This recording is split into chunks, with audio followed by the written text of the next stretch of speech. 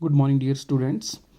So continuing the previous lecture जिसमें हमने जो था वो बेसिक किया था केमिकल काइनेटिक्स का, तो उसी को जो है वो हम कंटिन्यू कर रहे हैं। तो अब आपके एग्ज़ाम में जो है वो आपको केमिकल काइनेटिक्स ही आ रहा है, तो ऑर्गेनिक उसमें नहीं आएगी। तो ये जो आपका लेक्चर नंबर 2 है ये बहुत ही इंपॉर्टेंट है, ठीक है। तो इसमें से आपको जो है वो एग्ज़ाम में जो है वो है ना 2 या 3 क्वेश्चन जो हैं वो आ सकते हैं लेक्चर नंबर 2 से, ठीक है। तो लेक्चर नंबर 2 के नोट्स जो है वो आप रिवाइज करके जाना, ठीक है। तो ये आपका जो है वो बिल्कुल बेसिक है, ठीक है। ये भी आपका 12th का, ठीक है। तो शुरू करते हैं। तो देखो क्वेश्चन है डिफाइन मॉलिकुलैरिटी ऑफ ए रिएक्शन, ठीक है कि मॉलिकुलैरिटी क्या होती है, ठीक है। लास्ट टाइम मैंने रेट कांस्टेंट के बारे में बताया था, ऑर्डर के बारे में बताया था और आपको रेट ऑफ रिएक्शन के बारे में बताया था, ठीक है। आज हमने मॉलिकुलैरिटी से शुरू किया है। तो इसकी डेफिनेशन क्या होती है कि it is defined as the number of reacting species which collide simultaneously to bring about a chemical change या केमिकल रिएक्शन, ठीक है। तो जो कोलिजन थ्योरी थी वो ये बोलती थी कि जब भी आपके पास रिएक्टेंट से प्रोडक्ट बनते हैं, ठीक है, तो वहाँ पे जो है वो रिएक्टेंट्स का क्या होता है, कोलिजन होता है, ठीक है। आप इमेजिन करो कि रिएक्टेंट्स जो हैं वो आपके एक जो है वो स्फेयर की फॉर्म में है, ठीक है। तो रिएक्टेंट से जब भी प्रोडक्ट्स आपके बनेंगे तो उनका आपस में क्या होगा, कोलिजन होगा, ठीक है। तो जब भी वो कोलाइड करते हैं तो आपके पास क्या बन जाते हैं, प्रोडक्ट बन जाते हैं, ठीक है। अब ये बोलता है कि साइमल्टेनियसली कितने मॉलिक्यूल जो है वो कोलाइड करते हैं, कितने एटम जो कोलाइड करते हैं। साइमल्टेनियसली का मतलब होता है एक साथ, ठीक है, कि एक साथ जो है वो कितने जो है वो आपके पास एटम कोलाइड करेंगे और वो प्रोडक्ट जो है वो आपकी फॉर्मेशन करेंगे। तो वही उस रिएक्शन की क्या कहलाएगी, मॉलिकुलरिटी कहलाएगी, ठीक है। तो ये जो है वो आपको बहुत इसमें इंपॉर्टेंट वर्ड है साइमल्टेनियसली का, आपने ध्यान रखना कि जो एक साथ जो है वो कोलाइड करते हो, ठीक है। तो molecularity is always whole number होती है ये, ठीक है। इसकी वैल्यू जो होती है 1 2 3 4 5 ना, इस तरीके से चलती जाती है, लेकिन 3 ऑनवर्ड्स जो है वो ये बड़ी वेरी रेयर होती है, ठीक है। अभी आगे बात करूंगा। तो हर एक स्टेप की जो है इन केमिकल रिएक्शन में जो होती है अपनी मॉलिकुलरिटी होती है, ठीक है। हर स्टेप की अपनी क्या होती है, मॉलिकुलरिटी होती है, बहुत इंपॉर्टेंट है, ठीक है। आपको कोई भी स्टेप दे दिया जाए तो आप देख के बता सकते हो कि उसकी मॉलिकुलरिटी जो है वो क्या होगी, ठीक है। और सिंगल स्टेप रिएक्शन को ही हम क्या बोलते हैं, एलिमेंट्री रिएक्शन बोलते हैं, ठीक है। केमिकल काइनेटिक्स में 2 तरीके की रिएक्शन होती है, एक होती है एलिमेंट्री, एक होती है कॉम्प्लेक्स रिएक्शन, ठीक है। तो अभी आपने इतना ध्यान रखना है कि एलिमेंट्री रिएक्शन क्या होती है, जो सिंगल स्टेप रिएक्शन होती है, ठीक है, वही रेट डिटरमाइनिंग स्टेप होता है। लेकिन कॉम्प्लेक्स रिएक्शन जो होती है उसको हम नहीं बता सकते देख के, तो वहाँ पे बहुत सारे स्टेप्स हो सकते हैं। तो फिर हर एक स्टेप की अपनी क्या होती है, हमारे पास मॉलिकुलरिटी होती है, ठीक है। तो मॉलिकुलरिटी की जो इंपॉर्टेंस होती है वो होती है सिंगल स्टेप रिएक्शन के लिए या एलिमेंट्री रिएक्शन के लिए। कॉम्प्लेक्स रिएक्शन के लिए इसकी कोई इंपॉर्टेंस नहीं होती, ठीक है। तो we do not need experiment to calculate the molecularity, है ना, ये थ्योरेटिकल कॉन्सेप्ट है। We can simply calculate molecularity by just seeing the chemical reaction, हाँ, तो it is a theoretical concept. Molecularity has got meaning only for the elementary reaction, जो मैंने आपसे बात की, सिंगल स्टेप जो है वो ये होती है। जैसे अमोनियम नाइट्राइट है आपका, तो डिकम्पोज करता है N2 और वाटर में, ठीक है, या O2 F2 जो है ये डिकम्पोज करता है O2 और F2 में। तो मैं देख के बोल सकता हूँ कि इसकी मॉलिकुलरिटी कितनी है, इसमें 1 है, ठीक है। कि इसमें कितनी रिएक्टिंग स्पीसीज जो है वो इन्वॉल्व हो रही हैं, वो 1 हो रही है रिएक्टिंग स्पीसीज इन्वॉल्व, ठीक है। अब देखो इसमें वो गिवन दे रहा है आपको कि 2HI जो है वो आपका क्या कर रहा है, H2 प्लस I2 में जो है वो ब्रेक हो रहा है, ठीक है। तो उसकी मॉलिकुलरिटी कितनी हो जाएगी आपके पास, ये 2 हो गई, ठीक है। फिर आपके पास जो है वो 2NO प्लस O2 है ना, ये जो है वो कंबाइन करके क्या बना रहा है, 2NO2 बना रहा है। तो एक मॉलिक्यूल ऑक्सीजन का और 2 NO जो है वो साइमल्टेनियसली जो है वो कोलाइड कर रहे हैं। तो आपके पास टोटल मॉलिकुलरिटी कितनी हो जाएगी, 3 हो जाएगी, ठीक है। ये सारी रिएक्शन सिंगल स्टेप रिएक्शन है, हम इनको एलिमेंट्री रिएक्शन भी बोलते हैं, ठीक है। तो मल्टीपल स्टेप्स अगर आपको दिए भी होंगे तो हर एक स्टेप की अपनी क्या कहलाएगी, मॉलिकुलरिटी होगी। जैसे मान लो कोई रिएक्शन है, ये एक ही रिएक्शन के जो थे वो स्टेप्स थे, ठीक है, इसके मैकेनिज्म था ये 1 2 3 4 जो है वो स्टेप्स में हो रही है, ठीक है। कोई कॉम्प्लेक्स रिएक्शन है, कॉम्प्लेक्स रिएक्शन का मतलब होता है जो मल्टीपल स्टेप्स होती है। तो हर एक स्टेप की अपनी क्या कहलाएगी, मॉलिकुलरिटी, हर एक किसकी क्या कहलाएगी, मॉलिकुलरिटी। हो सकता है किसी स्टेप की 1 हो, किसी की 2 हो, किसी की 3 हो। तो कॉम्प्लेक्स रिएक्शन को हम ओवरऑल इकट्ठा कर देते हैं, इनको सम कर देंगे तो कॉम्प्लेक्स रिएक्शन मेरे पास आ जाएगी। तो वो जो कॉम्प्लेक्स रिएक्शन की मॉलिकुलरिटी होती है वो उसका कोई सिग्निफिकेंस नहीं होता, ठीक है, क्योंकि वो आपको ट्रू इन्फॉर्मेशन नहीं देती कि मॉलिकुलरिटी जो है कितनी होती है, ठीक है। और एक और बात आपने ध्यान रखना, reaction with molecularity greater than जो है वो 3, है ना, ये आपके पास क्या है 3, ठीक, greater than 3 are not found as the probability of more than 3 molecule colliding simultaneously and react to form product is very small होती है, ठीक है। तो ऐसा बड़ा रेयर होता है कि आपके पास जो है वो साइमल्टेनियसली 3 स्पीसीज है ना, या 3 से ज़्यादा स्पीसीज जो है वो एक साथ ही कोलाइड कर जाए, ठीक है, बहुत कम चांसेस होते हैं, उसकी प्रोबेबिलिटी 0.001% होती है, ठीक है। तो हाई मॉलिकुलैरिटी के जो है वो हमें रिएक्शन जो है वो नहीं मिलते, ठीक है। तो ये जो है वो आपने थोड़ा सा ध्यान रखना है, ठीक है। तो अगला जो इंपॉर्टेंट, सबसे इंपॉर्टेंट आपका क्वेश्चन जो है केमिकल काइनेटिक्स में रहा है, ठीक है, और वो आपको जो है वो ये 12th में भी बहुत इंपॉर्टेंट था। देखो अब आपके पास से क्वेश्चन है, what is the difference between order and molecularity, ठीक है। तो एक बार फिर हम ऑर्डर को रिवाइज कर लेंगे। तो आपने इसको इस तरीके से लाइन लगा के जो है वो अपने आंसर शीट में जो है वो इसको आप लिख के आओगे, ठीक है। तो क्या क्या डिफरेंस होंगे, देखो सबसे पहले डेफिनेशन लिखनी है। तो मॉलिकुलैरिटी की डेफिनेशन अभी मैंने कराई आपको, the number of reacting species which must be colliding simultaneously, है ना, ये वर्ड लिखना बड़ा जरूरी है, simultaneously to bring about the chemical change is called molecularity of a reaction, ठीक है। ऑर्डर क्या हो जाता है, ऑर्डर होता है the sum of the power of the concentration, ठीक है, of the reactants in the rate law expression is called as order of the chemical reaction, ठीक है। ये लास्ट टाइम हमने देख लिया था, जो sum of the power of concentration terms होती है हम उसको क्या बोलते हैं, ऑर्डर बोलते हैं, ठीक है। तो ये एक थ्योरेटिकल कॉन्सेप्ट है, ये मेरा एक्सपेरिमेंटल कॉन्सेप्ट होता है ऑर्डर। मॉलिकुलैरिटी जो है वो मैं देख के बता सकता हूँ, कोई भी मुझे रिएक्शन दे दी जाए मैं उसकी मॉलिकुलैरिटी देख के बता सकता हूँ, लेकिन ऑर्डर को जो है वो मैं नहीं बता सकता जब तक मुझे एक्सपेरिमेंटली रेट लॉ ना दिया जाए, ठीक है। पहले एक्सपेरिमेंट करेंगे फिर उसका रेट लॉ लिखेंगे, तभी जो है वो मैं क्या करूँगा, ऑर्डर जो है वो लिख पाऊंगा, ठीक है। उसके बाद जो है molecularity is always whole number होती है, 1 2 3 4 5 इस तरीके से हो सकती है। मॉलिकुलैरिटी जीरो नहीं होती कभी भी, मॉलिकुलैरिटी फ्रैक्शनल नहीं होती, मॉलिकुलैरिटी नेगेटिव नहीं होती। ऑर्डर जो होता है वो भी आपका जो है वो क्या होता है, जीरो हो सकता है, होल नंबर हो सकता है, या it can have fractional value भी जो है वो इसकी हो सकती है, ठीक है। Molecularity is applicable to individual step के लिए एप्लीकेबल होती है, एलिमेंट्री रिएक्शन के लिए एप्लीकेबल होती है। ऑर्डर जो होता है वो आपका एप्लीकेबल होता है elementary as well as complex reaction, दोनों के लिए एप्लीकेबल होता है, ठीक है। For simple reaction molecularity can be obtained from the stoichiometry of the reaction, मैं स्टोइकियोमेट्री को देख के जो है वो बता सकता हूँ कि उसकी मॉलिकुलैरिटी कितनी है। लेकिन फॉर सिंपल रिएक्शन ऑर्डर जो है वो उसके इक्वल आ भी सकता है देख के, नहीं भी आ सकता है, इसमें मुझे एक्सपेरिमेंट जो है वो करना ही पड़ता है, ठीक है। तो for simple reaction order may not be equal to the number of molecule of the reactants as seen from the balanced equation, है ना, मे नॉट भी, हो सकता है कि वो उसके इक्वल ना हो, बट हो भी सकता है कि वो उसके इक्वल हो, ठीक है। तो इस तरीके से मॉलिकुलैरिटी जो है और आपके पास किसमें जो है वो डिफरेंस आएगा, ऑर्डर में जो है वो डिफरेंस आ जाएगा, ठीक है। उसके बाद एक और आपका इंपॉर्टेंट क्वेश्चन बनता है कि what are pseudo unimolecular reactions, क्या होते हैं, ये भी इंपॉर्टेंट क्वेश्चन है, ठीक है। और आपको इस तरीके से भी पूछ सकता है कि what are pseudo first order reactions, give 2 examples, ठीक है। ये सेम ही क्वेश्चन है, ठीक है, इनका आंसर जो है वो सेम आएगा, आपको किसी भी फॉर्म में पूछ सकता है कि स्यूडो फर्स्ट ऑर्डर क्या होती है, या स्यूडो यूनिमोलिकुलर रिएक्शंस जो हैं वो क्या होती हैं, ठीक है। तो अब आप देखो इसका मैंने आंसर किस तरीके से लिखा हुआ है, ठीक है। स्यूडो का मतलब होता है फॉल्स, ठीक है। तो देखो क्या मतलब होता है, बोलता है कि some time the reaction of the higher order follows kinetics of first order under special conditions, ठीक है। ये स्पेशल कंडीशंस क्या होंगी अभी पता चल जाएगा। The reactions are called pseudo first order या स्यूडो यूनिमोलिकुलर रिएक्शंस जो है वो कहलाती है। नहीं समझ आया आपको डेफिनेशन से, तो एक एग्जांपल मैंने आपको यहाँ पे लिखा हुआ है, देखो जैसे मान लो मेरे पास कोई रिएक्शन है A + B, ये मेरे को बना रहा है AB, तो मुझे देख के पता चल रहा है कि रेट जो है वो K rate constant, concentration of A और कंसंट्रेशन ऑफ B किसी भी टाइम T पे जो है वो इनके कंसंट्रेशन पर डिपेंड करेगा। तो ऑर्डर ऑब्वियस सी बात है 1 और 1 कितना आ रहा है, 2 आ रहा है, ठीक है। कि ऑर्डर मेरे पास कितना पीर हो रहा है, 2 हो रहा है। मान लो कि मेरे पास ये रेट लॉ था, ठीक है, कि एक्सपेरिमेंटली मैंने डिटरमाइन किया कि वो A पे भी और B पे भी डिपेंड कर रहा है, तो ऑर्डर क्या आ गया 2। अब मैंने क्या किया कि किसी एक की कंसंट्रेशन को, चाहे A या चाहे B है, मैंने B को ले लिया कि the concentration of B is taken in excess, मैंने बहुत एक्सेस में ले लिया, इतना ज़्यादा एक्सेस में ले लिया कि वो उस B जो है वो ऑलमोस्ट क्या हो गया, कांस्टेंट हो गया, ठीक है। तो B मैंने एक्सेस में ले लिया, तो रेट जो होगा वो क्या होगा, जिस चीज़ को मैंने एक्सेस में ले लिया है उसके इंडिपेंडेंट हो जाएगा, रेट क्या हो जाएगा, उसके इंडिपेंडेंट हो जाएगा जो चीज़ एक्सेस में प्रेजेंट है। तो अब मेरा रेट जो होगा वो क्या आ जाएगा, कि A की कंसंट्रेशन पे डिपेंड करेगा, वो B पे डिपेंड नहीं करेगा, क्यों, क्योंकि B मेरा एक्सेस में है और वो कांस्टेंट हो गया। तो अब मेरा ऑर्डर कितना आ गया जी, 1 आ गया, कितना आ गया, 1 आ गया।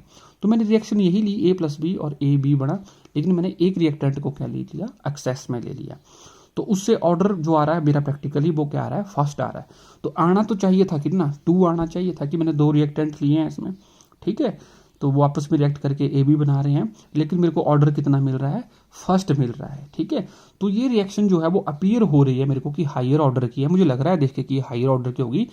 ठीक है, और मैंने B को एक्सेस में ले लिया है, तो मेरे पास ऑर्डर कैसा आ गया, प्रैक्टिकली 1 आ रहा है। ठीक है, तो ऑर्डर मेरा जो है वो कम आ रहा है मेरे पास। तो ऐसी रिएक्शंस को मैं बोलता हूँ pseudo first order reaction.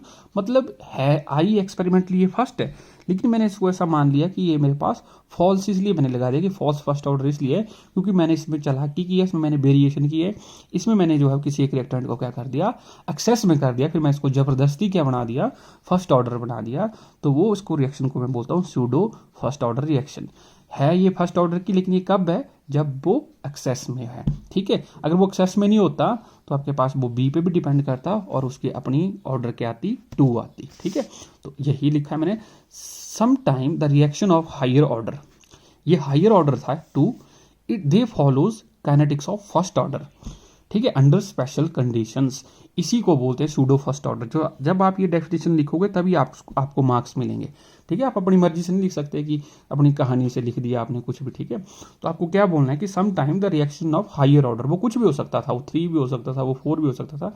Some time the reaction of higher order follows first order kinetics, वो जिस मर्जी ऑर्डर की हो, दो से ऊपर, चाहे 2 की है, 3 की है, 4 की है, 5 की है, लेकिन अगर वो फर्स्ट ऑर्डर काइनेटिक्स को फॉलो करती है under certain condition, under special condition, तो वो क्या कहलाएगी, सूडो फर्स्ट ऑर्डर काइनेटिक्स कहलाएगी। ठीक है, तो सिमिलरली अगर आपको मान लो इसको वेरी करके आपको एग्जाम में पूछ ले सूडो सेकंड ऑर्डर रिएक्शंस क्या होती हैं, तो आपने क्या करना है, आपने ये लिखना है कि some time the reaction of higher order follows kinetics of second order. ठीक है, अंडर स्पेशल कंडीशन तो वो क्या बन जाएंगी, सूडो सेकंड ऑर्डर रिएक्शन बन जाएंगी। ठीक है, तो इस तरीके से आप जो है वो एक बार समझ के जो है वो आंसर लिख सकते हैं कि आपको वो पूछ क्या रहा है। जो भी आपको सूडो वर्ड उसने लगाया है तो वो कंडीशन वो फॉलो करेगा, अंडर स्पेशल कंडीशन पे फॉलो करेगा। ठीक है, तो एग्जाम्पल आपने कोट कर देने हैं, 2 एग्जाम्पल, एक है acidic hydrolysis of ethyl acetate और एक है इन्वर्जन ऑफ केन शुगर। ठीक है, तो आपको इसको लिख के आना है, इथाइल एसीटेट ये होता है प्लस वाटर। ठीक है, इथाइल और ये एसीटेट ग्रुप लगा हुआ है, वाटर, और ये H पॉजिटिव की प्रेजेंस में जो है वो एसिटिक एसिड और क्या बना देता है, इथेनॉल।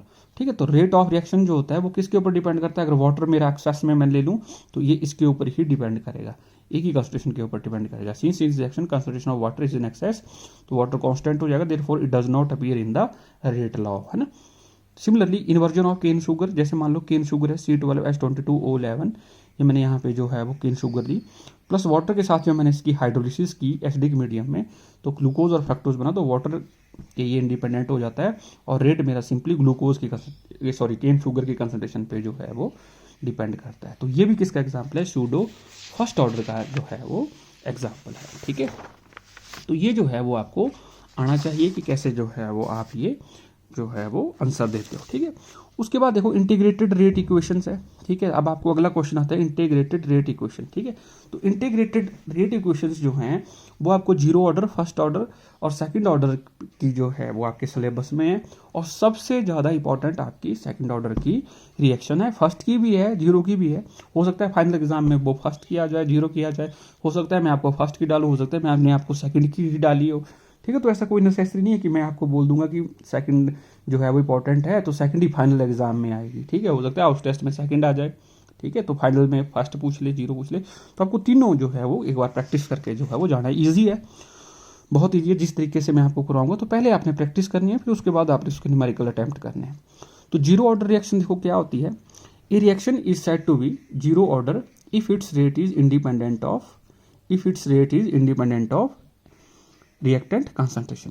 ठीक है, कि अगर रिएक्टेंट कंसंट्रेशन के जो है वो रेट क्या हो जाए, इंडिपेंडेंट हो जाए, तो वो 0 ऑर्डर रिएक्शन हो जाती है। जैसे मान लो ए है, ए से मेरे पास क्या बना, प्रोडक्ट, तो मेरा रेट क्या होगा, के e⁻0 पे वो डिपेंड करेगा। तो मैं यहाँ पे खुद लिखूंगा कि इसकी पावर कितनी है, 0 है, क्योंकि ये मैंने क्या माना हुआ है कि ये 0 ऑर्डर रिएक्शन है। तो एनीथिंग रेज टू पावर 0 1 आ जाएगा, तो रेट मेरा क्या आ जाएगा, के आ जाएगा, रेट कांस्टेंट के बराबर आ जाएगा। तो के जो यूनिट होंगे तो वो रेट के जो यूनिट होंगे वही यूनिट होंगे। ठीक है, मोल पर लीटर पर सेकंड। ठीक है, अब रेट को मैंने आपको बताया था कि मैं रेट को dx/dt की फॉर्म में भी जो है वो रिप्रेजेंट करता हूँ। ठीक है, किसकी फॉर्म में रिप्रेजेंट करूँगा, dx/dt की फॉर्म में। ठीक है, तो यहाँ पे ये इक्वल होना था dx/dt, माइनस नहीं आएगा इसमें, d x Y D t, ठीक है। डी x Y D T is equal to मेरे पास क्या आ जाएगा, के ए नॉट, और d x Y D T is equal to किसके बराबर आ जाएगा मेरे पास, ये के बराबर आ जाएगा, ठीक है।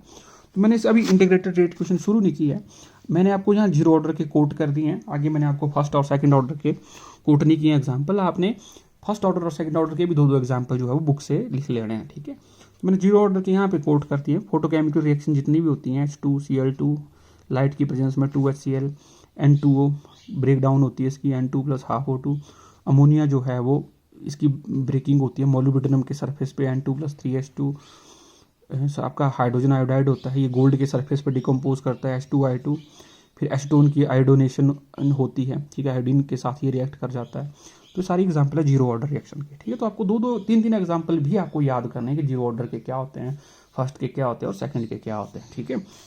और सूडो यूनिमोलिकुलर के क्या होते हैं, सूडो सेकंड ऑर्डर के क्या होते हैं, ठीक है। ये है इंटीग्रेटेड रेट इक्वेशन। अब मैंने स्टार्ट कर दिया यहाँ पे क्वेश्चन, यहाँ से अब आप स्टार्ट करोगे, ठीक है। अब देखो, तो इंटीग्रेटेड रेट इक्वेशन में बेसिकली आपके पास एंड में क्या आता है, there is a relation between the rate constant k, time and the concentration, ठीक है। इन तीनों के बीच में जो रिलेशनशिप आएगा, जो फार्मूला बनेगा, वही मेरा इंटीग्रेटेड रेट इक्वेशन का पर्पज है निकालने का, ठीक है।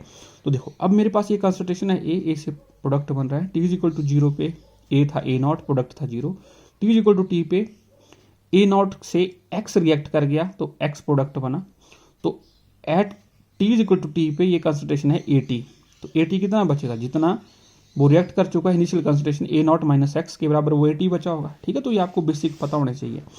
उसके बाद रेट देखो, -dA/dt है ना, हमेशा रेट क्या होता है, -dA/dt with respect to reactant is equal to rate constant k, इसकी कंसंट्रेशन के ऊपर ये डिपेंड करेगा A रेज़्ड पावर 0, लेकिन ऑर्डर मेरे पास 0 है तो A को मैं 0 पुट कर दूंगा, अगर 1 होता तो मैं 1 पुट करता, 2 होता तो मैं 2 पुट करता, और dx/dt की टर्म में मेरे पास क्या आ जाता है, ये K आ जाता। लेकिन मैं dx/dt की टर्म में नहीं चलूंगा, अभी मैं सिंपली जो है वो इस फॉर्म में -dA/dt की फॉर्म में इज इक्वल टू के मेरे पास आ गया, यहाँ पे -dA इज इक्वल टू क्या आ जाएगा, dt को परे ले जाओ, k dt, इसको क्वेश्चन नंबर 1 बोल दो, ठीक है। तो उसके बाद जो है वो, अब आप देखो कि उसके बाद जो है ये था मेरे पास 15 है ना, तो 16 स्टार्ट होगा। अब मैंने इस इक्वेशन को, जो मेरे पास ये इक्वेशन नंबर 1 थी, इसको मैंने इंटीग्रेट कर दिया, ठीक है। इसको मैंने क्या कर दिया, इंटीग्रेट कर दिया, तो -dA को इंटीग्रेट कर दिया और k dt को इंटीग्रेट कर दिया, ठीक है। तो यहाँ से दो तरीके होते हैं, मैं यहाँ इंटीग्रेशन कांस्टेंट के टर्म्स में चलूँगा। तो जैसे इसको इंटीग्रेट किया, डिफरेंशिएशन से integration cancel, -a is equal to KT, integration constant मैंने ले लिया, अगर मैं लिमिट्स नहीं लेता हूँ, ठीक है। तो KT प्लस इंटीग्रेशन कांस्टेंट, अगर मैं लिमिट लेता है ना 0 से A0, तो फिर वो जो है वो मेरे पास जो है वो सिंपली मेरे पास जो है डायरेक्ट आंसर आ जाता है, ठीक है। लेकिन मैं इंटीग्रेशन कांस्टेंट ले रहा हूँ, तो here I is the constant of integration, तो इसकी मुझे वैल्यू निकालनी पड़ेगी। तो इसकी वैल्यू जब भी निकाल जाती है तो मैं इसे एज्यूम करूँगा t is equal to 0 put करूँगा, तो t इज इक्वल टू 0 जब भी पुट करूँगा तो A की कंसंट्रेशन कितनी थी, A0 है ना, तो A की कंसंट्रेशन A0 थी, तो इक्वेशन 2 क्या बन जाएगी, A की कंसंट्रेशन हो गई -A0, और t 0 का मतलब ये फैक्टर क्या हो गया 0, और मेरे पास I आ गया, तो I की वैल्यू किसके बराबर आ गई, -A0 की। तो इस वैल्यू को मुझे 2 में पुट करना होता है, ठीक है। एक बार फिर रिपीट करता हूँ, इंटीग्रेशन कांस्टेंट की वैल्यू हम निकालते हैं जब मैं t is equal to 0 put करता हूँ, और ऑटोमेटिकली जब t is equal to 0 put हो जाएगा तो A की वैल्यू क्या आ जाएगी, A0, तो I मेरे पास कितना आ गया, -A0। अब I को मैं इक्वेशन नंबर 2 में पुट कर दूंगा, तो पुटिंग इक्वेशन नंबर 3 इंटू 2, ठीक है। तो -A is equal to KT -A0, तो यहाँ से मुझे KT निकालना है, तो KT क्या आ जाएगा, KT आ जाएगा मेरे पास KT A0 -A, ठीक है। तो सिंपल मैथमेटिक्स है, ठीक है, आपको प्लस माइनस का ध्यान रखना होता है इसमें। K तो 1/T A0 -A आ गया, तो K रेट कांस्टेंट है, T टाइम है, कोई भी टाइम इंटरवल है, और A जो है वो concentration of A at time T, और A0 क्या है, इनिशियल कंसंट्रेशन। तो कभी भी केमिकल काइनेटिक्स में अगर आपको जैसे मान लो A लिखा होता है, तो उसका मतलब ये होता है कि concentration of A at any time T, ठीक है। तो ये जो मेरे पास इक्वेशन नंबर 4 है, यही मेरे पास इंटीग्रेटेड रेट इक्वेशन है, ठीक है। तो इसको और सिंप्लीफाई में कर देता हूँ, ठीक है, इसको और सिंप्लीफाई कर देता हूँ। एक्स की टर्म्स में अगर मैं लिखना चाहूँ, प्रोडक्ट की टर्म में लिखना चाहूँ, तो A से प्रोडक्ट बना, A0 थी इनिशियल, 0 थी, वही प्रीवियस बात, A0 - x, तो A0 A क्या आ जाएगा मेरे पास, ये जो वैल्यू होगी A0 A, A0 A आएगा मेरे पास। A0 क्या है, इनिशियल कंसंट्रेशन A0, और A है कंसंट्रेशन एट टाइम T, तो कंसंट्रेशन टाइम टी है ए नॉट माइनस एक्स, तो ए नॉट माइनस एक्स, तो जब आप इसको सॉल्व करोगे तो ए नॉट माइनस ए की वैल्यू क्या आएगी, एक्स ही आएगी। ठीक है, कि कितना अमाउंट जो है वो रिएक्टेड किया, तो एक्स ही किया। ए नॉट माइनस ए का मतलब क्या है कि कितना अमाउंट आपका जो है वो रिएक्ट कर चुका है। तो A naught minus A directly यहाँ पे क्या लिख सकते हैं, हम एक्स लिख सकते हैं। तो k is equal to x by t भी मेरे पास आ सकता है। एक्स है कि कितना अमाउंट ए का रिएक्ट किया या कितना अमाउंट प्रोडक्ट का बना। ठीक है, कोई कुछ भी बोल सकते हो आप। तो एक्स की वैल्यू क्या आ गई कि कितना अमाउंट आपका प्रोडक्ट का बना, के इंटू टी। तो अमाउंट ऑफ रिएक्टेड या amount of product formed, x जो है वो डायरेक्टली प्रोपोर्शनल है टाइम के। ठीक है, कि जितना भी आपका प्रोडक्ट बन रहा है वो टाइम के साथ क्या बन रहा है, डायरेक्टली प्रोपोर्शनल आ रहा है। ठीक है, तो इस तरीके से जो है वो आप ये याद रखोगे। ठीक है, उसके बाद आपको जब भी इंटीग्रेटेड रेट इक्वेशन निकालनी है तो आप हाफ लाइफ जरूर डिस्कस करके आओ कि उसकी हाफ लाइफ जो है वो कैसे निकालेंगे। ठीक है, तो हाफ लाइफ क्या होती है, जब आपकी 50% रिएक्शन जो है वो कंप्लीट हो जाती है, हम उसको क्या बोलते हैं, टी हाफ लाइफ बोलते हैं। 50% रिएक्शन का मतलब ये हो गया कि जब आपका अमाउंट ऑफ रिएक्टेंट जो है वो हाफ रह जाता है तो हम उसको क्या बोल देते हैं, टी हाफ ना, टाइम टेकन है ना। जब आपके पास जो है रिएक्शन क्या हो जाती है, 50% कंप्लीट हो जाती है, उसको हम टी हाफ लाइफ बोल देते हैं। ठीक है, तो टी हाफ पे जो कंसंट्रेशन बचेगी रिएक्टेंट की वो कितनी बचेगी, इनिशियल के बिल्कुल हाफ बच जाएगी। जैसे मान लो आपके पास पहले ए नॉट था तो टी हाफ पे क्या बच जाएगा, वो ए नॉट बाई 2 बच जाएगा। ठीक है, तो देखो it is a time T half when concentration of the reactant reaches to half of its initial value. या हम ये भी बोल सकते हैं जब रिएक्शन 50% कंप्लीट हो जाती है। तो टी हाफ पे जो है वो मेरे पास जो कंसंट्रेशन होगी ए की, है ना, ये ए नॉट नहीं है, ये ध्यान रखना, ये ए है। ठीक है, ए है ये, तो कंसंट्रेशन ऑफ ए की जो होगी वो कितनी होगी, ए नॉट बाई 2। ठीक है, तो आपने क्या करना है कि T is equal to T half पे, है ना, जो आपके पास ये था ना value, T is equal to A naught minus A था ना आपके पास, डिवाइडेड बाई के। ठीक है, यही था ना आपके पास, देखो ये A naught minus A divided by T था ना। तो ए नॉट माइनस ए जो था वो आपके पास क्या आ जाएगा, टी मैंने परे को ले गया, के इधर को ले गया, तो A naught minus A divided by K T. तो टी को मैं 1/2 पुट करूंगा तो ए की वैल्यू कितनी पुट करूंगा, concentration of A at T half, A naught by 2 हो जाएगी, है ना। तो ए को सिंपली आपने क्या पुट करना है, ए नॉट बाई 2। तो टी हाफ क्या जाएगा, A minus A naught by 2 divided by K. इसको सॉल्व करोगे आप तो T half is equal to 1/k A naught minus A naught by 2। इसको सॉल्व कर लेना तो ये आ जाएगा T half 1/k A naught by 2 और T half is equal to A naught by 2k। तो हाफ लाइफ जो होती है जीरो ऑर्डर रिएक्शन की, it is directly proportional to the initial concentration of the reactant. क्योंकि 2 constant है, के भी आपका जब रिएक्शन चली होगी जीरो ऑर्डर की तो के क्या होता है, कांस्टेंट होता है। तो टी हाफ किसके डायरेक्टली प्रोपोर्शनल हो जाएगा, इनिशियल कंसंट्रेशन के। तो ये आपको ध्यान रखना होता है जब भी आपको ग्राफिकल बिहेवियर पूछा जाता है, तो वो आपको ध्यान रखना। जैसे मान लो रेट है, कंसंट्रेशन है, अगर मैं जीरो ऑर्डर की बात कर रहा हूँ तो रेट तो कंसंट्रेशन पे डिपेंड करता ही नहीं है, तो रेट क्या हो जाएगा, कांस्टेंट हो जाएगा। रेट किसके बराबर होता है, रेट कांस्टेंट के ही बराबर होता है। तो रेट कांस्टेंट तो पूरी रिएक्शन में ही क्या होता है, कांस्टेंट होता है। तो रेट ऑफ मेरा क्या हो जाएगा, constant, it is independent of the any of the concentration. T half जो होता है वो इनिशियल कंसंट्रेशन के क्या आ गया मेरे, डायरेक्टली प्रोपोर्शनल। तो ये लाइन पासिंग थ्रू ओरिजिन होगी। ठीक है, इनिशियल कंसंट्रेशन के क्या है, ये डायरेक्टली प्रोपोर्शनल है। और सिमिलरली कंसंट्रेशन जो होती है वो टाइम के साथ जो है वो कैसे वेरी करती है, ये भी देख लो। ये मेरे पास इक्वेशन थी के टी, है ना, मैं जो है वो के और टी को मैंने इकट्ठा कर दिया, तो ए नॉट माइनस ए। तो मैं ए और टी के बीच में मुझे ग्राफ प्लॉट करना है। तो ए को मैं इधर ले आऊँगा, ए को मैं इधर ले आया तो माइनस से प्लस हो गया, और के टी को इधर ले जाऊँगा तो माइनस आ जाएगा, माइनस के टी प्लस ए नॉट। तो यहाँ पे Y is equal to M X plus C लगा दूंगा। तो बाई और एक्स के बीच में मुझे ग्राफ ड्रॉ करना है, तो स्लोप क्या है, माइनस है, माइनस के। तो जो नेगेटिव स्लोप है ये आपको वैल्यू दे रहा है रेट कांस्टेंट की। ठीक है, किसकी वैल्यू दे रहा है, रेट कांस्टेंट। तो नेगेटिव स्लोप बनेगा इस तरीके से, ये ए नॉट इंटरसेप्ट आ जाएगा मेरा, और इस तरीके से।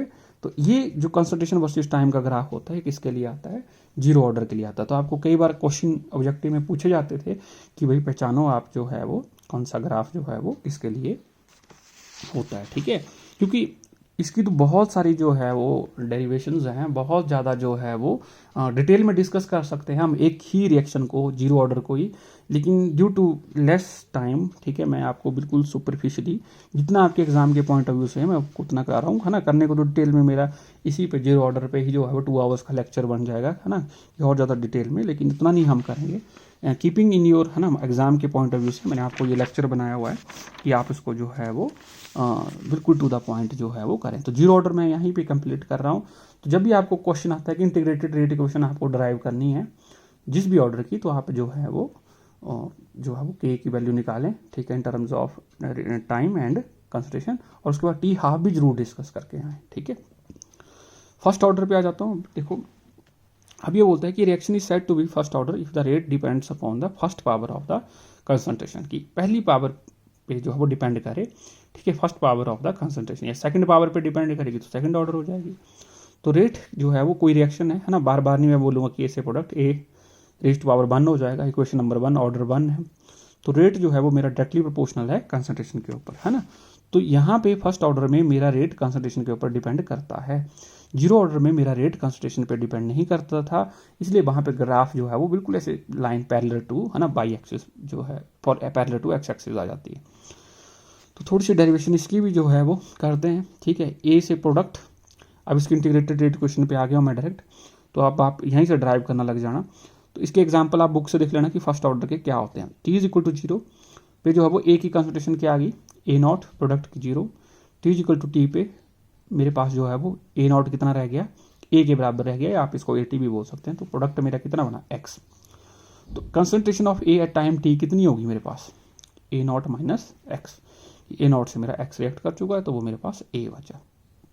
तो मैं रेट लिखूंगा, rate minus D A by D T भी लिख सकता हूँ, is equal to K into concentration of A at time T. तो D x by D T की टर्म में भी लिख सकता हूँ, रेट को मैं ऐसे भी रिप्रेजेंट करता हूँ D x by D T. ये मैंने डिस्कस किया था आपको जब मैंने इक्वेशन आपको बताई थी कि रेट ऑफ रिएक्शन कैसे लिखा जाता है। तो वहाँ पर D x by D T ही आएगा ये, है ना। तो जो मर्जी कोएफिशिएंट हो आपका वो D x by D T ही होता है रेट। तो D x by D T is equal to मेरे पास जो है वो आ जाएगा के, और ए को भी मुझे किसकी टर्म्स में लिखना पड़ेगा, एक्स की टर्म्स में लिखना पड़ेगा, है ना। तो जब मैं एक्स की टर्म में बात करूंगा तो मुझे यहाँ पे इस तरफ भी एक्स की टर्म में लिखना पड़ेगा। तो कंसंट्रेशन ऑफ ए है एट टाइम टी, तो concentration of at time t पे ए नॉट माइनस एक्स होती है, तो ए नॉट माइनस एक्स, मैंने इसको ऐसे लिख दिया। तो दिस इज इक्वेशन नंबर 2, ठीक है। उसके बाद मैं इसको इंटीग्रेट करूंगा, तो मैंने जैसे इसको इंटीग्रेट किया, ठीक है। तो इंटीग्रेट करने से पहले आपने क्या करना कि ये ए नॉट माइनस एक्स जो है वो इसको नीचे ले आना और डी टी को ऊपर ले जाना। तो डी एक्स बाई जो है A naught minus x x बड़ी इकट्ठी कर दी और डी टी को ऊपर ले गए, के डी टी, इसको इंटीग्रेट करना है आपने। तो जैसे आप इंटीग्रेट करोगे तो यहाँ पे आ जाएगा आपके पास, है ना, नेचुरल लॉग जो है वो मेरे पास क्या आ जाएगा, एक्स आ जाएगा, ठीक है। तो मेरे पास आ जाएगा minus natural log A naught minus x, तो is equal to k T plus integration constant, मैंने लिमिट नहीं लिया तो इंटीग्रेशन कांस्टेंट आएगा, ठीक है। तो अब मैं पुट कर रहा हूँ at time t is equal to 0 पे एक्स की वैल्यू कितनी थी, 0 थी, है ना। तो एक्स की वैल्यू 0 पुट करूंगा तो इंटीग्रेशन कांस्टेंट की वैल्यू मेरे को मिल जाएगी। तो जैसे मैंने at T is equal to 0 put किया, ये टर्म 0 हो गई, और टी इज इक्वल टू 0 पे एक्स 0 पुट किया तो ये क्या आ गया, minus natural log A not, x 0 हो गया और आई इधर आ गया, ये भी 0 हो गया, ये एक्स भी 0 हो गया, तो मेरे पास आई की वैल्यू आई minus natural log A not. इसी को मैंने पुट किया इक्वेशन नंबर 3 में, इसमें पुट कर दिया, इक्वेशन नंबर 3 में मैंने पुट कर दिया। तो 3 में जब मैंने आई की वैल्यू को पुट किया तो ये बन गई minus natural log A naught minus x is equal to k t, आई की वैल्यू आई minus natural log A naught minus natural log A naught. तो आप इसको प्रैक्टिस करें, ठीक है, अपनी रफ कॉपी पे, बहुत ईजी है। और natural log A naught minus x is equal to, है ना, मैंने माइनस से क्या कर दिया यहाँ पे multiply, natural log A naught is equal to minus K T plus natural log A naught, है ना, सभी साइड मैंने माइनस से मल्टीप्लाई कर दिया। तो यहाँ से मेरे पास आ गया नेचुरल लॉग ए नॉट, अब इन दोनों को मैं इकट्ठा कर दिया, minus natural log A naught minus x और is equal to k T, है ना। तो ये मेरे पास आ जाएगा, देखो, नेचुरल लॉग ए नॉट, है ना, log m minus log n, तो नेचुरल लॉग एम बटा एन आ जाएगा ना, m divided by n, A naught by A naught minus x, है ना, ये फार्मूला होता है, ठीक है, is equal to k T. तो k T is equal to मेरे पास क्या आ जाएगा, natural log A naught upon A naught by x, k T, क्योंकि मुझे के निकालना है तो मैं इसको इस तरफ ले आया, तो k is equal to 1 by t, हाँ, इसके बाद इधर, है ना, इसके बाद इधर के 1 by T natural log A not divided by A naught minus x, ठीक है। तो के की वैल्यू क्या आ जाएगी 2.303, है ना, जब भी नेचुरल लॉग से सिंपल लॉग में आते हैं, लॉग टू द बेस 10, तो यहाँ जाएगा 2.303 T log A naught by A naught minus x, ठीक है। तो ए नॉट की वैल्यू कितनी आ गई, ए नॉट क्या है मेरे पास इनिशियल कंसंट्रेशन, और ए नॉट माइनस एक्स क्या है, ये था A t concentration at time T. तो ए नॉट माइनस एक्स को मैं क्या लिख सकता हूँ, ए टी भी लिख सकता हूँ। ठीक है, तो ये मैंने आगे लिखा हुआ देखो के 2.303, ठीक है,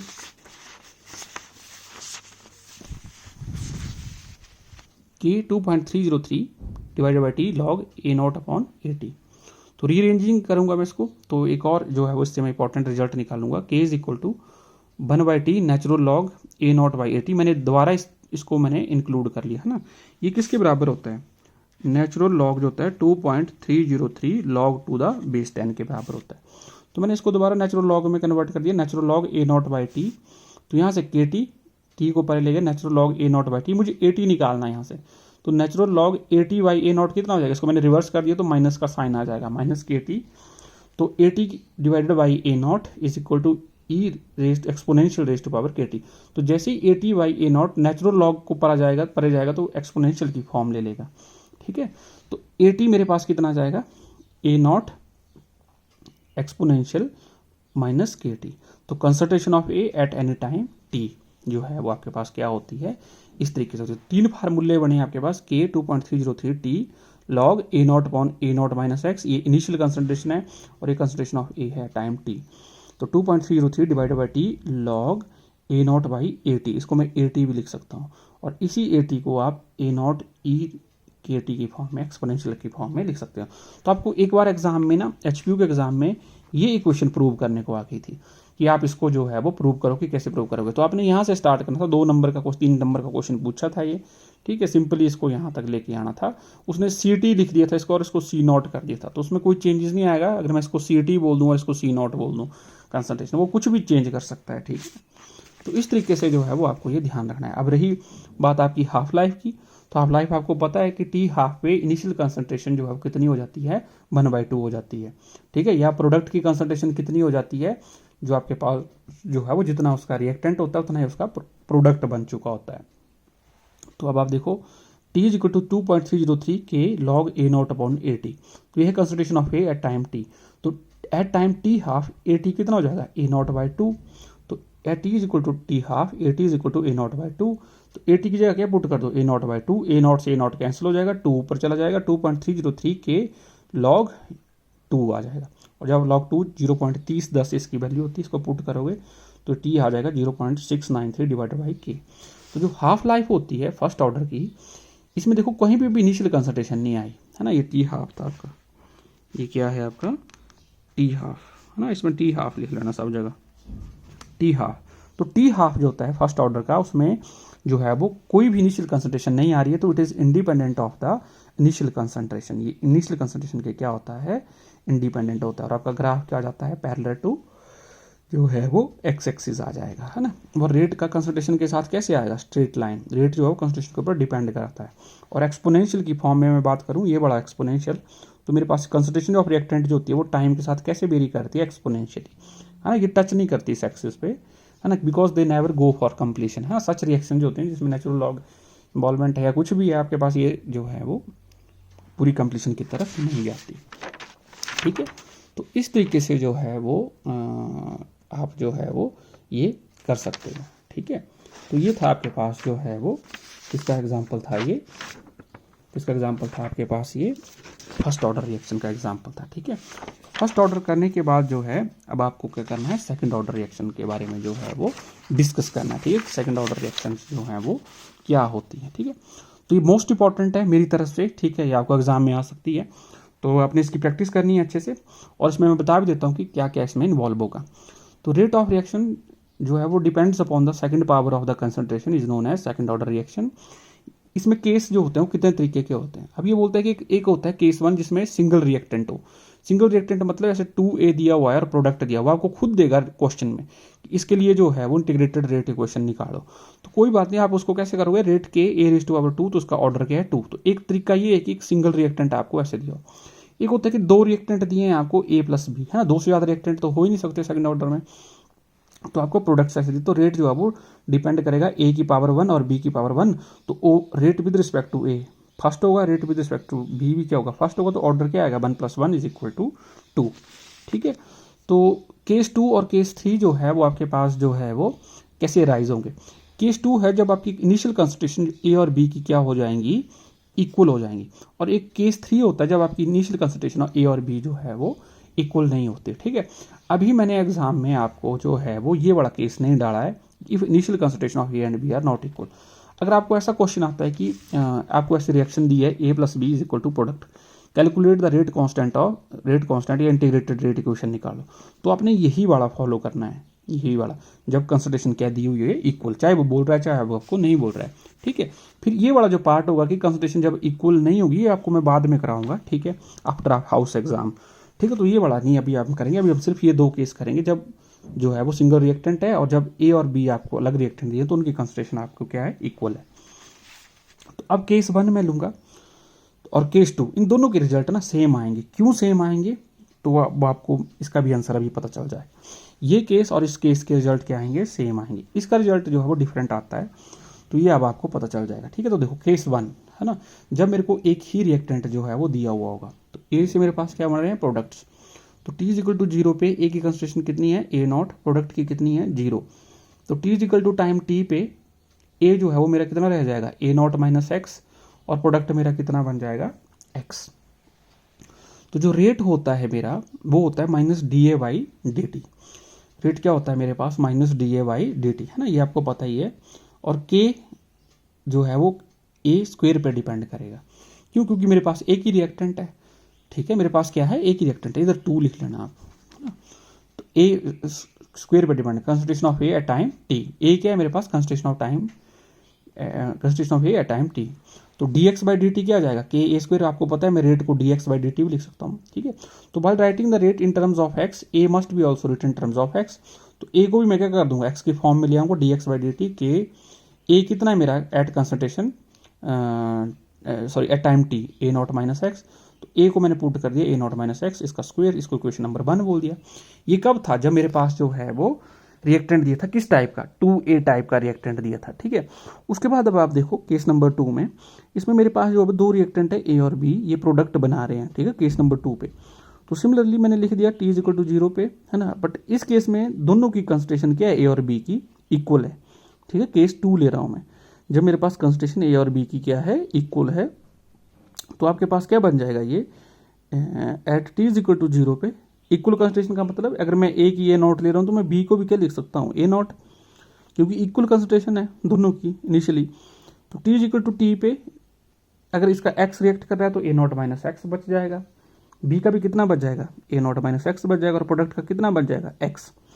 ठीक है, तो अब जो है वो मेरे पास जो रेट होगा वो रेट होगा minus D A by D T is equal to minus d B by D t, क्योंकि दोनों रिएक्टेंट है तो माइनस साइन आएगा, is equal to k A की कंसंट्रेशन 1, बी की कंसंट्रेशन टू पावर 1। ठीक है, अब ए और बी की कंसंट्रेशन एट टाइम टी क्या है, ए नॉट माइनस एक्स और ए नॉट माइनस एक्स। तो इन दोनों को मैं D x by D T भी लिख सकता हूँ, क्योंकि रेट को आपको पता है कि या तो मैं इस फॉर्म में लिखूँ या इस फॉर्म में लिखूँ या D x by D T की फॉर्म। लेकिन मैं जब D x by D T की फॉर्म में लिख रहा हूँ तो ए और बी को भी मुझे किस फॉर्म में लिखना पड़ेगा, एक्स की फॉर्म में। तो ये आ जाएगा ए नॉट माइनस एक्स और ये भी कितना आ जाएगा, ए नॉट माइनस एक्स। तो बोलने का मतलब मेरा क्या हो गया कि ए नॉट माइनस एक्स स्क्वेयर आ गया। तो D x by D T, अब ऊपर देखो इस केस में 2A जब प्रोडक्ट था, इस केस में D x by D T क्या था, के A naught minus x square. तो इसमें भी क्या आ रहा है, के A naught minus x square.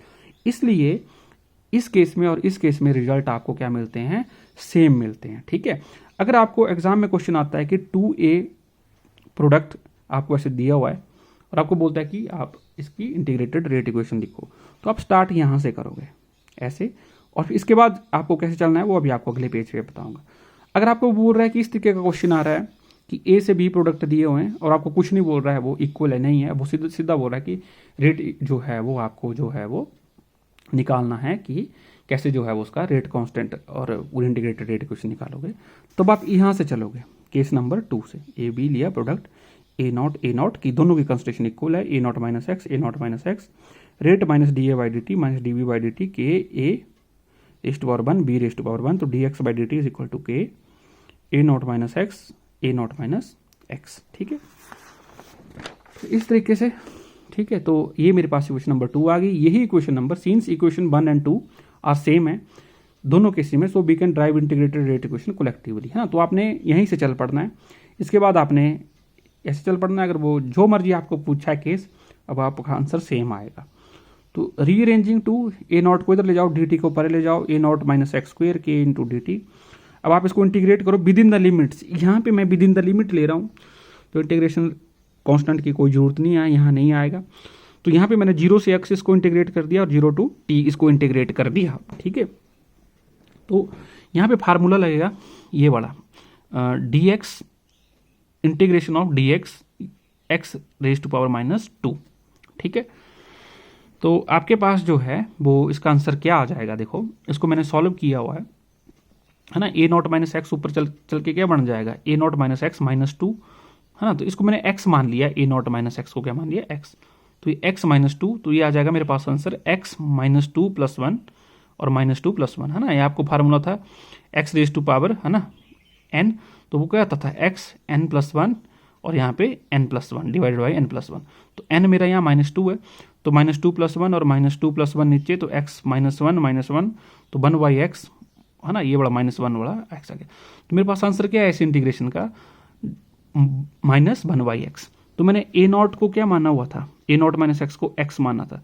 तो मेरे इसको सॉल्व करके आंसर आएगा 1 अपॉन एक्स, ठीक है। क्या आ जाएगा मेरे पास ये 1 upon A naught minus x, 0 to x जो है वो मेरे पास जो है वो क्या रहेगी, इसकी इंटीग्रेशन रहेगी। और यहाँ पे मेरे पास क्या आ गया, ये के टी, यहाँ पे मेरे पास क्या आ गया, ये के टी आ गया, ठीक है। उसके बाद जो है वो यहाँ पे मैं लगाऊंगा अपर लिमिट माइनस लोअर लिमिट। तो मेरे पास जो है वो यहाँ पे क्या आ जाएगा, ये आ जाएगा 1 upon A naught minus x minus A naught is equal to k T. तो जब मैं इसको सॉल्व करूंगा तो ये मेरे पास आ जाएगा, देखो ए नॉट, है ना, कितना आ जाएगा ये ए नॉट माइनस जो है वो ए नॉट, अच्छा यहाँ पे जो है वो ये भी है कि इसका जो कोफिशिएंट होता है -1, है ना, ये भी जो है वो बाहर आ जाता है। तो ये मेरे पास आ जाएगा 1 प्लस एक्स, है ना। तो तब आया ये, है ना, 1 upon A naught minus x, ठीक है। तो ये थोड़ा सा आपने जो है वो ध्यान रखना है, ठीक है। फिर आंसर मेरा ओवरऑल प्लस में आता है, ठीक है। तो 1 upon A naught minus x, 0 to x, और ये k t 1 upon A naught minus x is minus 1 upon A naught is equal to k t, upper limit minus lower limit. तो ये मेरे पास जो है वो आ जाएगी मेरे पास लोअर लिमिट। तो अपर लिमिट तो x जब पुट था तो 1 upon A naught minus x ही आएगा। लोअर लिमिट जब आप 0 पुट करोगे x की वैल्यू, तो यहाँ 0 पुट करोगे तो ये माइनस 1 अपॉन ए नॉट आ जाएगा, ठीक है। सिंपल है, कॉमन एलसीएम ले लो, A naught minus x A naught. तो इसको सॉल्व करोगे तो ए नॉट ऊपर minus A naught minus x k t, इसको सॉल्व करना है, ए नॉट से A naught cancel, x divided by A naught minus x, A naught is equal to k T. तो के की value क्या आ जाएगी, 1 upon T into x divided by A naught minus x, ठीक है। तो this is the simple integrated rate equation for the second order, ठीक है। तो हाफ लाइफ क्या आ जाएगी इससे, हाफ लाइफ देखो आ जाएगी time in which the 50% of the reaction get complete. तो टी हाफ पे एक्स की वैल्यू कितनी होगी, ए नॉट बाई 2। तो एक्स को ए नॉट बाई 2 पुट कर दो। तो x को जैसे आप ए नॉट बाई 2 पुट करोगे, इधर ए नॉट बाई 2, तो A naught minus A by 2 A naught by 2 होता है। तो इधर क्या आ जाएगा इसका आंसर इस पूरे का, ए नॉट बाई 2। तो ए नॉट बाई 2 का मतलब ए नॉट इधर और 2 मल्टीप्लाइड बाई ऊपर, है ना। और इसका क्या मतलब होगा, ए नॉट डिवाइडेड बाई 2, है ना। 2 नीचे भी लिख सकते हैं, ए नॉट 2, और वो 2 ऊपर गया था, 2 इंटू ए नॉट इंटू ए। तो ए नॉट से ए नॉट कैंसिल, 2 से 2 कैंसिल, तो बचा ए नॉट, ठीक है। तो टी हाफ आया 1 अपॉन ए नॉट इंटू के। तो इसका मतलब टी हाफ जो है वो मेरा इनिशियल कंसंट्रेशन पे क्या कर रहा है, डिपेंड कर रहा है इन्वर्सली। इसके प्रोपोर्शनल है ये इन्वर्सली टू इनिशियल कंसंट्रेशन, ठीक है। तो इस तरीके से आप यहाँ तक करके आओगे, तब आपका सेकंड ऑर्डर का जो है वो क्वेश्चन जो है वो पूरा का पूरा कंप्लीट होता है, ठीक है। किस तरीके से जो है वो ये आपको करना है, ठीक है। तो एक जो है वो इसके बाद मैंने आपको एक न्यूमेरिकल जो है वो करवा देता हूँ। तो ये बोलता है कि सॉरी, इसमें जो है वो नंबर आएगा आपका 20, 21, 22, है ना। तो अब ये बोलता है कि a first order reaction is 40% complete in 10 minutes, calculate time required to complete 80% of the reaction, ठीक है। कि आपको बताना है कि 80% रिएक्शन के लिए कितना टाइम लग रहा है। अब आपको दे रहा है कि फर्स्ट ऑर्डर है, तो फार्मूला यही लगेगा k is equal to 2.303 into divided by t log A naught by 80, ठीक है। तो 40% कंप्लीट का मतलब होता है कि 40% कंप्लीट हो चुकी। तो अगर मान लो परसेंटेज का क्वेश्चन आता है ना, देखो मैंने परसेंटेज का दिया हो तो आप इनिशियल कंसंट्रेशन कितनी मानना, 100। अभी बोल रहा है कि 40% कंप्लीट हो गई तो बचा कितना होगा, 80, 60। बोल रहा है कि अगर 80% कंप्लीट हो गई तो 80 कितना बचा होगा, 20। अगर मान लो 90% कंप्लीट के लिए पूछता तो 80 कितना बचता, 10। ठीक है, तो हो सकता है आपको कहीं एग्जाम में क्वेश्चन आता है तो वहाँ पे मैं आपको वेरी कर दूँ, 40% की जगह 30% कर दूँ, 80% की जगह 50% कर दूँ, तो आपको पता होना चाहिए कि 80 कितना मेरे पास बचेगा। परसेंटेज होगा तो ए नॉट को 100 ही मानना। हो सकता है मैं आपको टाइम चेंज कर दूँ, यहाँ पे 10 मिनट की जगह 50 मिनट दे दूँ, तो वो वेरी कर सकता है आपका। ठीक है, तो इस तरीके से जो है वो आपको जो है वो ये क्वेश्चन करना है। तो पहले समझें, अब ये बोलता है कि 40% कंप्लीट करने के लिए टाइम चाहिए, लगता है 10 मिनट। तो 80% कंप्लीट करने के लिए कितना टाइम लगेगा सेम रिएक्शन को जो फर्स्ट ऑर्डर की है। तो मैं पहले रेट कांस्टेंट निकाल लूँ इसका, K 2.303 है ना, तो टाइम कितना लगा, 10 मिनट। 10 पुट किया, लॉग ए नॉट कितना 100 माना, तो 80 10 मिनट में मेरी 40% कंप्लीट होती, तो बचा कितना 80, 60। तो इधर 60 पुट किया, तो इसको मैंने सॉल्व किया, ये आ गया 5/3। तो लॉग 5-3 है ना, लॉग 5-3 का मतलब हो गया मेरे पास, इधर भी लॉग आना था ऐसे, log 3, तो log 5 - log 3। तो ये वैल्यू आप याद करोगे, ये आपको नहीं बताई जाएंगी पेपर में, ये आपको याद करके जानी है। log 1 0 होता है, log 2 0.3010 होता है, log 3 0.4770 होता है, log 4 0.6020 होता है, log 5 0.6990 या 0.6990 होता है। तो ये वैल्यू रखना, क्योंकि मैंने आपको न्यूमेरिकल डाला हुआ है। ठीक है, तो न्यूमेरिकल में आपको पता है फुल नंबर मिलेंगे, लेकिन ये वैल्यू याद करके जाना, तभी सॉल्व होगा। तो log 5 - log 3 जब आप इसको करोगे तो ये सॉल्व होकर आ जाएगा 0.22। तो यहाँ से K आ गया 0.05। ठीक है, तो अब आपको रेट कांस्टेंट निकल गया, तो आपको पता है कि रेट कांस्टेंट दोनों रिएक्शन के लिए क्या होगा, सेम होगा फॉर दीज टू रिएक्शन।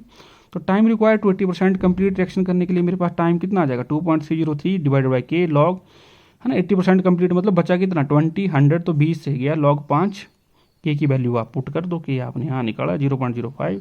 तो जब आप इसको सॉल्व करोगे तो यह अप्रॉक्सीमेट 32 मिनट्स आएगा। ठीक है, तो इस तरीके से आपको ये क्वेश्चन करना है। ठीक है, इसके नोट्स जो है वो आपको मैं सेंड कर देता हूँ। ठीक है, इसको रिवाइज करना, आज का लेक्चर सबसे इंपॉर्टेंट है। यहाँ से आपको हो सकता है एग्जाम में 2, 3, 4 है ना, कितने भी क्वेश्चन जो है वो आ सकते हैं। ठीक है, थैंक यू स्टूडेंट्स।